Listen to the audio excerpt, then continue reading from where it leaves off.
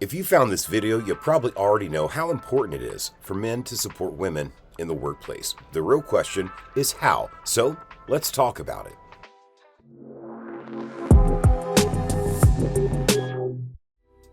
Hi, I'm Jason with Unexpected Virtual Tours and Training, where we tell stories that matter and host radically creative team building events for remote and hybrid teams. Now, if you follow our work, you may know that UVTT is a certified woman-owned, minority-owned business. But regardless of whether your team is full of awesome women like ours or only has a few, there's plenty that men can do to support the women coworkers, employees, and peers in their workplace. So let's begin by looking at some facts. You might think that much of the hard work towards women's progress has already been accomplished, but unfortunately, that's not what we see in the data. Research shows that gender bias and discrimination against women remain prevalent in the workplace. Recent research by McKinsey shows that women are still grossly underrepresented in every stage of the corporate pipeline, and the disparities are getting even worse for women of color. Pew Research data shows that women still earn less than men, and more than 40% of women report experiencing sexism or discrimination on the job. In fact, the McKinsey study showed that about 40% of women have considered leaving their jobs due to a lack of support. Any fair-minded person should want their colleagues to feel included and be appropriately rewarded for a job well done, simply because it's the right thing to do. But reducing gender disparities is also great for business. Studies from Forbes, Harvard Business School, and the U.S. Bureau of Labor Statistics show that supporting women in the workplace leads to better productivity and communication within teams, and that in turn leads to profit. Even though we know supporting women is important, sometimes it's hard to know exactly how to make a difference. Now, coming up will be 6 ways that men can support women in the workplace during Women's History Month and beyond. So, first up, be aware of unconscious bias. What does it mean to have unconscious bias in the workplace? Well, simply put, these are mental shortcuts that we all make. But these shortcuts are based on ingrained beliefs and, more to the point, stereotypes. The thing about unconscious bias is that word unconscious.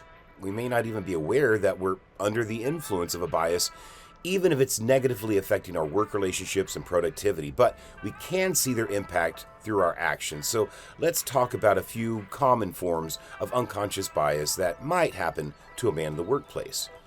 Questioning a woman's commitment to her job after she has children. Dismissing a woman's idea, but then supporting the same notion once it's repeated by a man. Assigning women to support roles rather than leadership roles. Or criticizing women, especially women of color, for being aggressive or unfriendly, which is an odd critique when those same straightforward, no-nonsense qualities are highly valued amongst men in the workplace. Unconscious gender bias against women can shape how we view their roles, how we interact with our teams, and how we make decisions. Because we can all experience these biases, they have real-world, bottom-line impacts, so be aware and watch out for their influence.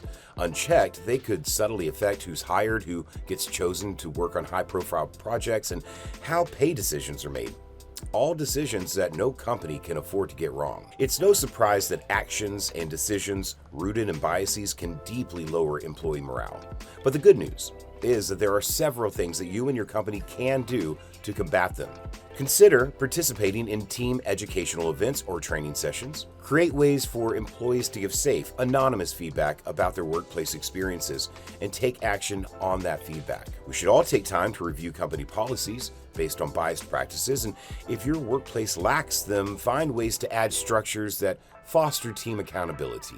And perhaps most importantly, have a diverse representation at all levels of your company. Consider this. Women make up 51.1% of the U.S. population, and 47% of women today obtain college degrees, and that's compared to only 37% of men. So there's no shortage of qualified women candidates who could bring a fresh perspective to your organization. Now ask yourself, does your team reflect that talent pool accurately? How else can you combat gender bias? Well, here's our second suggestion. Amplify women's voices. Unconscious bias means that women's contributions could be overlooked, underappreciated, or taken for granted. McKinsey & Company's 10th anniversary report for women in the workplace showed that more than 50% of women surveyed reported being negatively judged based on their assumed competence rather than their actual work. Nearly 40% reported being spoken over or interrupted more than men in their workplace, and women still take on heavy loads of unpaid or invisible labor. So, to recap, women are routinely ignored in meetings despite having great ideas, left off group projects that could benefit from their skills, or asked to take on organizing roles that aren't actually a part of their job description. These microaggressions, such as speaking over a colleague, aren't just interpersonal issues. They also affect women's career growth and opportunities for advancement, which in turn affect their overall well-being and financial security. So let's get to some solutions. Well, if you're a manager or a leader in your company, start with some mindfulness. Take note of the talented women in your office who could stand out more. Recommend them for high visibility projects that suit their talents. Invite them to conferences and meetings, even if they haven't attended before. At the same time, you never want to ask any employee to do uncredited or unpaid work. Support your female employees with opportunities.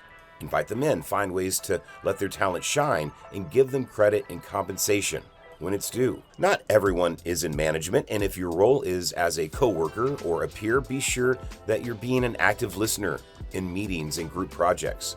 Consciously work on not interrupting others.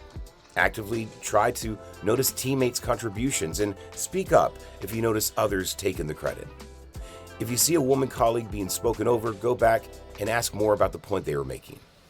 But it's the little things too. Consider the fact that women are often asked to serve as the note takers in a meeting. Often the result of unconscious biased beliefs that women are the caretakers of the office. If you notice this happening, step up and volunteer to take notes instead. That would allow women colleagues to focus on contributing ideas. Remember that amplifying never means speaking over someone, and it doesn't mean speaking for someone. It means actively listening, supporting good ideas, and making sure that women get a meaningful seat at the table and credit for their contributions. Number 3 on our list of ways to support women during Women's History Month, be an ally, not a savior. Sometimes unconscious bias shows up even when we try to help. Remember, supporting women in the workplace is about lifting women up without overshadowing them. So let's talk through some examples. Let's say that a woman presents a great idea during a team meeting, but no one responds right away. Well, you might be tempted to jump in there and say, hey, that's a great idea. Here's some ways that we can improve it. But while your intent may be good, that sort of comment can minimize her contribution. Instead, you could say, that's a great point. Can you share more about it? This invites her to elaborate. You'll show support without diminishing her role in the conversation. Here's another one. You're leading a team and you want to ensure that a certain employee doesn't get overwhelmed with too much work. So you assign her a lighter load. But rather than making assumptions about her capabilities, you could start by simply asking her what kind of support she needs. Never assume the least of your team. Instead, assume they are all capable of anything with the right kinds of support. Here's one more. Sometimes men want to be good allies, but may unintentionally shift focus onto themselves. For example, stepping back from a discussion by saying, oh, I'm a man, so I'm staying out of this.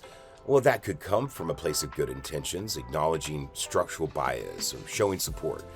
The truth, though, is that in doing so, you've just taken the spotlight from where it needed to be. Because our women colleagues may feel the need to reassure or welcome or acknowledge our actions as an ally. A more effective approach is to simply listen, uplift women's voices, and find ways to support them without centering ourselves in the conversation. It's hard to believe, but it doesn't always have to be about us men. Number 4, promote women into leadership roles. No, we're not saying promote women just because they're women, but there are some major benefits to having women in leadership roles that you may not know about. A study from the Yale School of Management showed that women are 14% less likely to be promoted each year, and one of the main reasons for that is that women are believed to have less leadership potential than men. But this is both wrong and unfortunate. The International Labor Organization found that when men and women were equally represented in terms of leadership and pay, talent retention and innovation, profits, and productivity improved in their organizations. And that's for good reason. Multiple studies show that women excel in communication skills necessary for efficient leadership.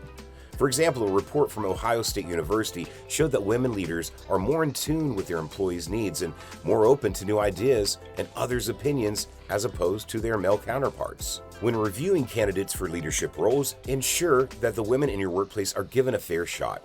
This means ensuring equal opportunities for leadership training, as well as encouraging and even nominating the women in your office for leadership roles.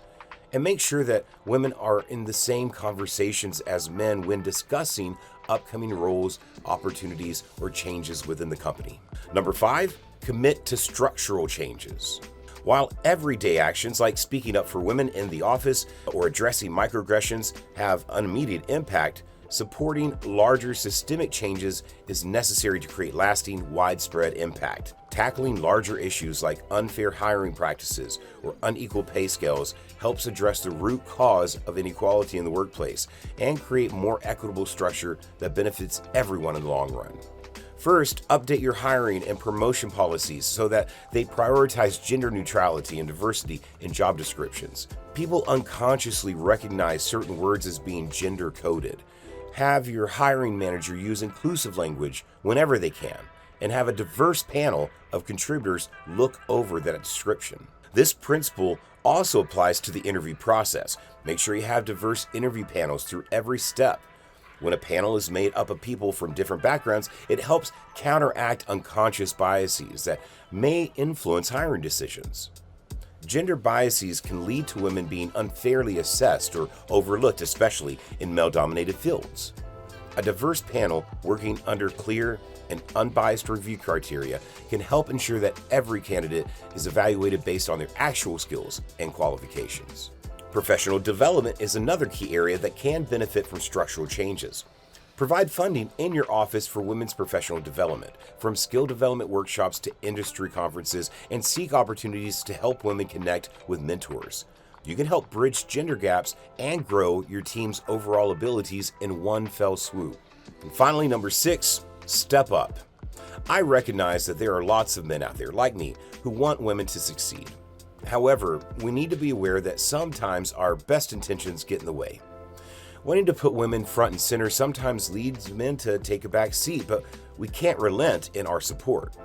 We need to realize that being an ally means actively working against sexism and gender bias by encouraging these changes and holding our organizations and our male colleagues accountable. So while we shouldn't speak for women, we should be proactive in advocating for equal opportunity. And this means you, me, and this means all of us. By amplifying women's voices, educating ourselves, and standing up for their rights, we're all building a better world together.